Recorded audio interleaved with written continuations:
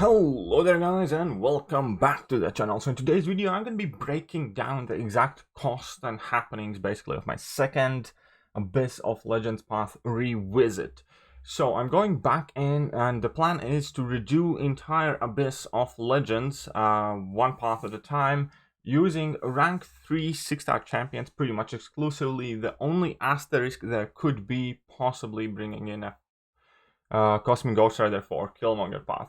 But other than that, I'm going to be using only rank 3 champions, and this was path 2, and my team was exactly the same as it was for path 1. If you guys haven't seen, here is also a breakdown for the path 1. It didn't go exactly perfect, but overall we basically got through it with about 1600 units. We used 29 revives in total, 14 revives and 53 deaths. I was quite savvy with my mastery changes, and that basically equaled up to this number. If you do not count the potions used, and I really don't and didn't, because pretty much all of them can be farmed within a day or so in Realm of Legends, which is exactly what I have done for these runs. So effectively, actually, they really don't cost me hardly any units. My stash is taking a beating, but we're gonna be talking about path 2. So the champions that I brought in was the 4 Horsemen of Apocalypse and Magneto. I am pretty much already ready to christen Magneto as the 5th Horseman of Apocalypse, because he can put in so much work and he achieves some of the best results. So first we're going to break down each opponent, how did it go, but as we can see, totals are actually better than the first time around quite significantly. We died a lot less, we used some less revives, 3 team revives less. And we got many more solos. I actually haven't counted, but let's count them together. 1, 2, 3, 4, 5, 6, 7, 8, 9, 10 solos, and there should have been a couple more.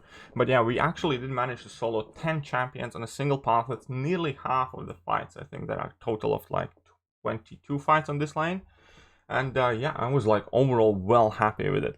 So first fight, Darkhawk. This fight can be a solo quite easily, especially because you have unlimited amounts of attempts at it.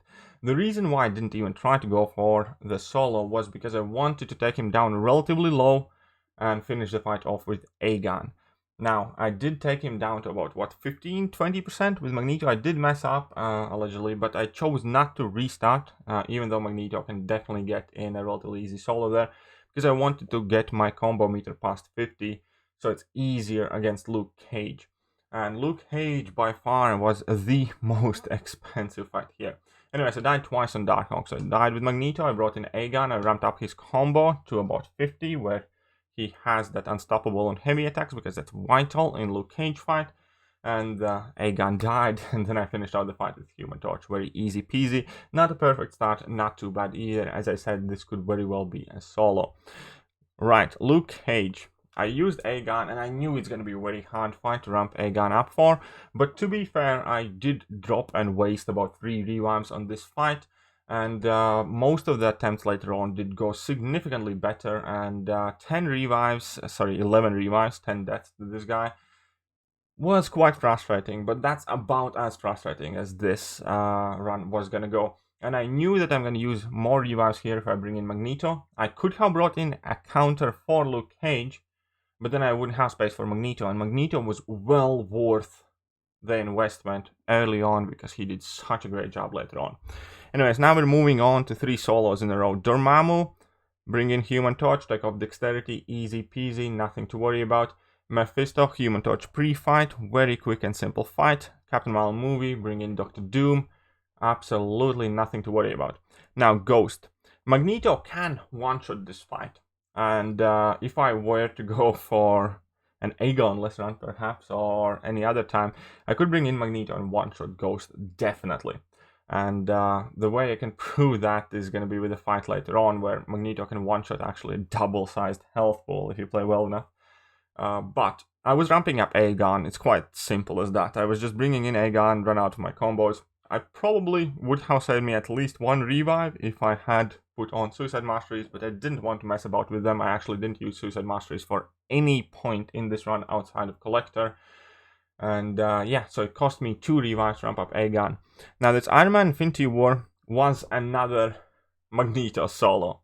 I made a fatal error when Iron Man Infinity War was down at 2%. I was literally one special 3 away or one special 2 away or whatever from the solo, but I did make a mistake. So no revives there. Unfortunately, not a solo, but Magneto can definitely do it relatively easily. Absolute MVP. Against Joe Fixit, I just pumped in some Aegon juice there.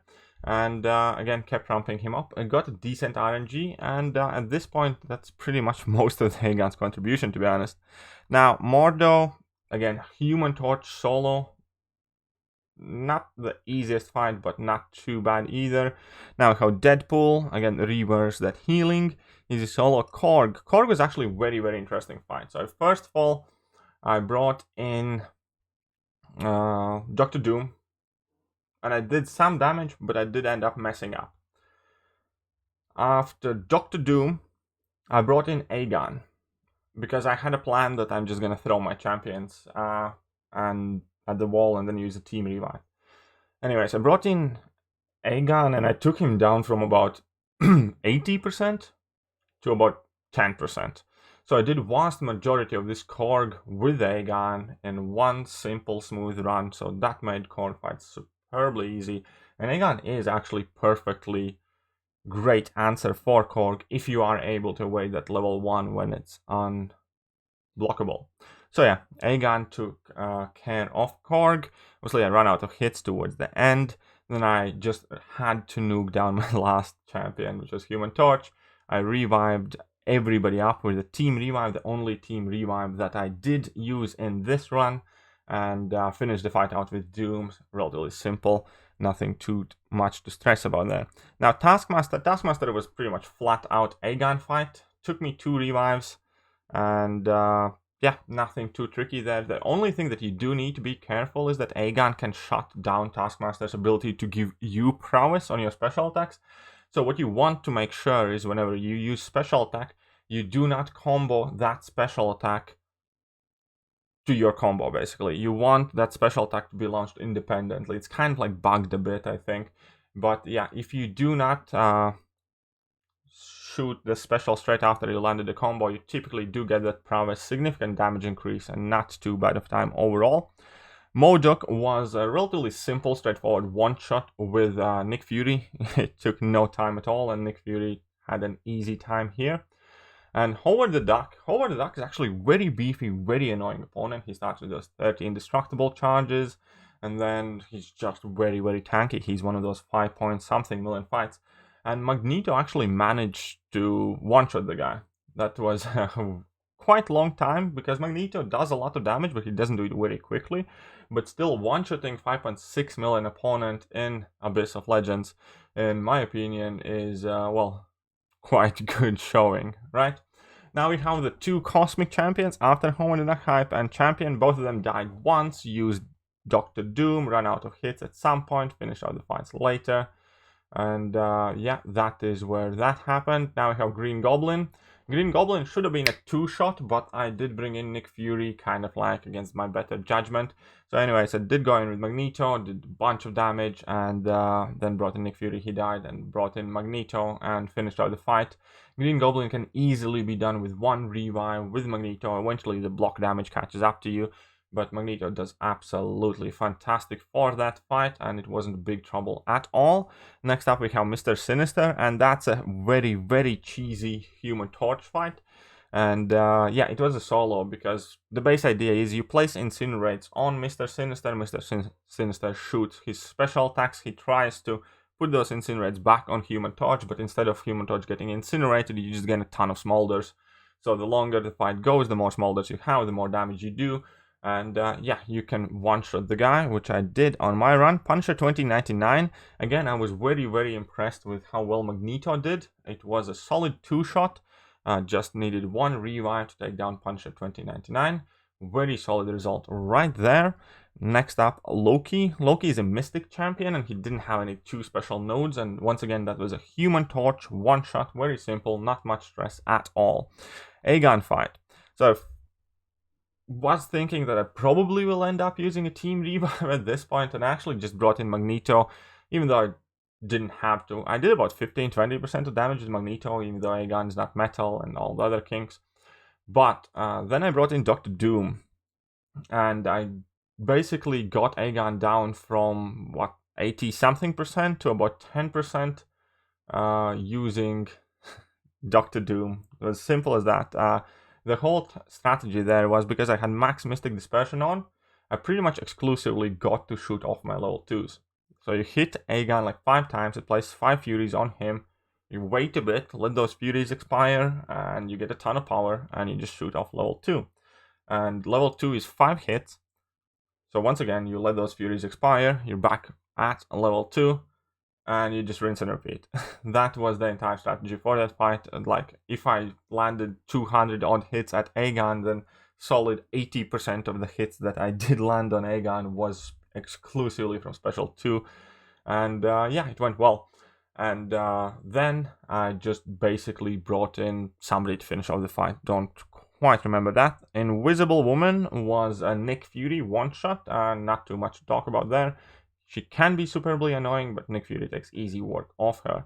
Now, Cull Obsidian is another fight that should have been a one-shot, but I was glad it wasn't. And the story here was that I actually didn't use Aegon too much in this run. And since my Aegon's only Sig 40, I hadn't noticed that he's not quite at 999 combo going in the Collector fight. So I brought in Doom, and I didn't play him perfectly, and I ran out of hits when Cull Obsidian was at about 20-something%. Last run, I did manage to get in a one-shot using Dr. Doom. This time, it didn't quite work out. But still, I was just going to bring in, and then I automatically entered the fight with Nick Fury, just wanting to finish it out. So one death here is Dr. Doom running out of hits, and it could have been a solo.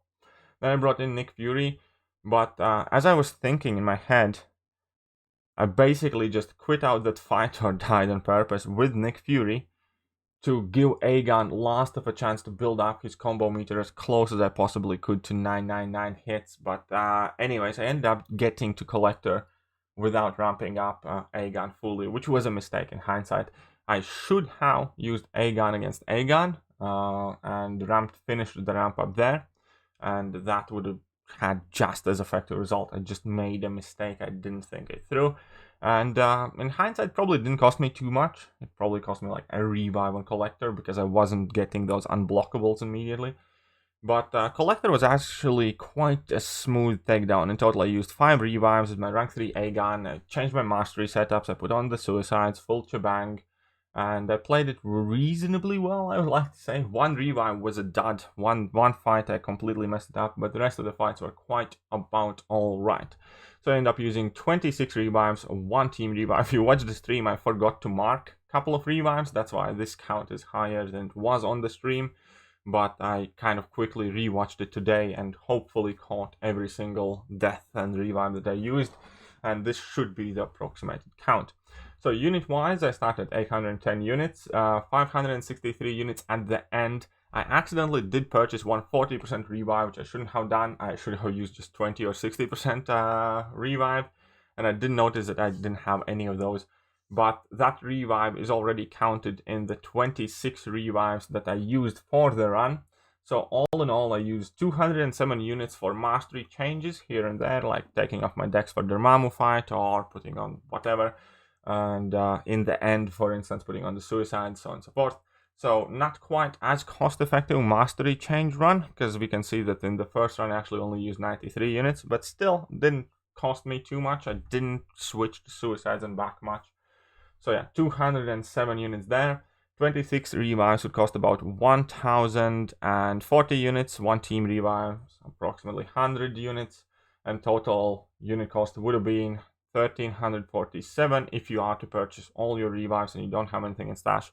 And with health potions, as I said, I spent about 5 hours or so grinding Realm of Legends, which was vast majority of the potions that I used.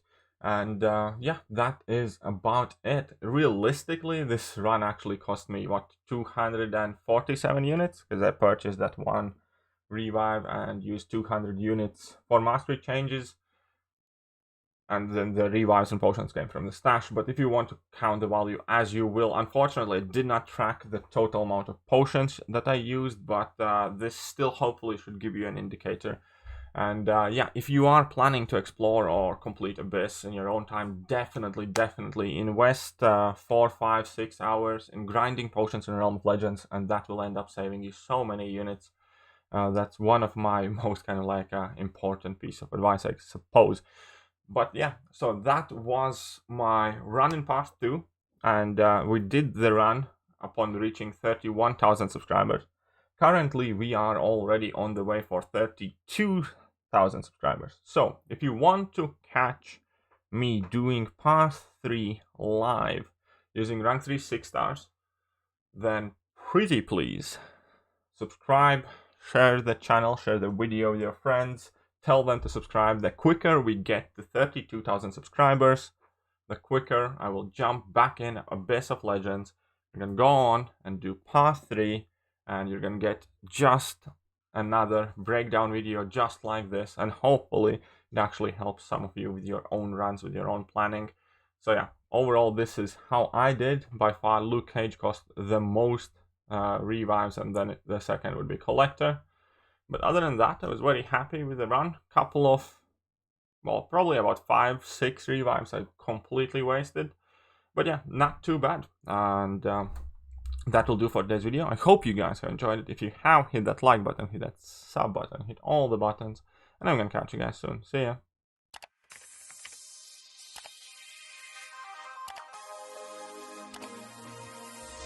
Hello there guys, and welcome back to the channel. So we have all the